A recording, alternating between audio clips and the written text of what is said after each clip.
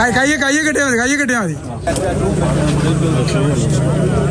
എടാ ഈ വലിയ ഇങ്ങോട്ട് നീന്തി പോര്, വലിയൊന്നും നോക്കിയേ.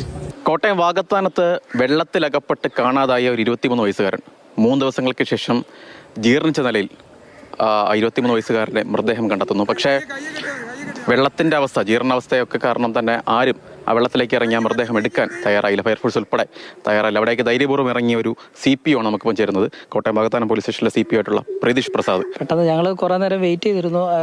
ഫയർഫോഴ്സ് വന്നായിരുന്നു. പിന്നെ അവിടുത്തെ സാഹചര്യങ്ങൾ, സേഫ്റ്റി, വെള്ളം വളരെ മലിനമായ വെള്ളം, അങ്ങനത്തെ സാഹചര്യങ്ങളായിരുന്നു. അപ്പം അവർക്ക് എന്തൊക്കെയോ ഞങ്ങളുടെ ഓഫീസറുണ്ടായിരുന്നു, സാറിനോട് വന്ന് പറഞ്ഞിരുന്നു.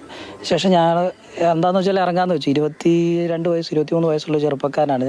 അയാളെ അന്വേഷിച്ച് ഞങ്ങൾ 2-3 ദിവസമായിട്ട് നടക്കുന്ന ഒരു സ്ക്വാഡൊക്കെ ഉണ്ടാക്കി. അപ്പോൾ മേളിൽ നിന്നൊക്കെ നല്ല ഡയറക്ഷൻ ഉണ്ടായിരുന്നു, എങ്ങനെയെങ്കിലും കണ്ടെത്തണമെന്ന്. ഞങ്ങൾ അതിനൊരു സ്ക്വാഡ് തന്നെ ഇവിടെ ഉണ്ടാക്കി. IP സാറ്, അതുപോലെ ഞങ്ങളുടെ SI സാർ, ഞങ്ങൾ ഡോഗ് സ്ക്വാഡൊക്കെ ആയിട്ട് ഇവിടെ എല്ലാം പോയതാണ്. പക്ഷേ നിർഭാഗ്യവശാൽ ആളെ കിട്ടിയില്ല. 3 ദിവസം കഴിഞ്ഞ് ബോഡിയാണ് കിട്ടുന്ന സാഹചര്യം ഉണ്ടായത്. കയ്യെ കെട്ടിയാൽ മതി. നീ പതുക്കെ അതിലൊരു ഉടക്കുണ്ടാക്കിയേ. ഏതെങ്കിലും ഒരു കയ്യെ കിട്ടിയാൽ മതി. എടാ നീ അവിടെ നിന്നേ പതുക്കെ വരുന്നാ മതി.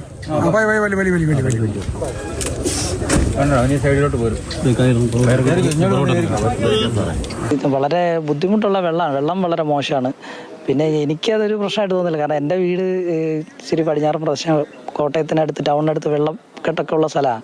അപ്പോൾ നമ്മൾ ഇതുപോലെയുള്ള സ്ഥലത്തൊക്കെ ഇറങ്ങുന്നതൊക്കെ ആയതുകൊണ്ട് അതെനിക്കൊരു ബുദ്ധിമുട്ടായിട്ട് തോന്നില്ല. പിന്നെ ഇത് ഇത്രയും ജീർണിച്ച ശരീരമായതുകൊണ്ട് മണം ഭയങ്കരമായിട്ട് ആയായിരുന്നു. ഞാൻ ഈ നീന്തി അടുത്തോട്ട് ചെല്ലുമ്പോൾ എൻ്റെ വായിലോട്ടൊക്കെ അത് വീഴാൻ സാധ്യത ഉണ്ടായിരുന്നു. അതുകൊണ്ടാണ് ഞാൻ മാസ്ക് വെച്ചുകൊണ്ട് ഇറങ്ങിയത്. പിന്നെ ആദ്യം ചെന്ന് ഈ കുരുക്കിട്ട് കയ്യിൽ പിടിച്ചപ്പം തന്നെ ആ തൊലി ഉൾപ്പെടെ ഇങ്ങനെ പോകുന്നു.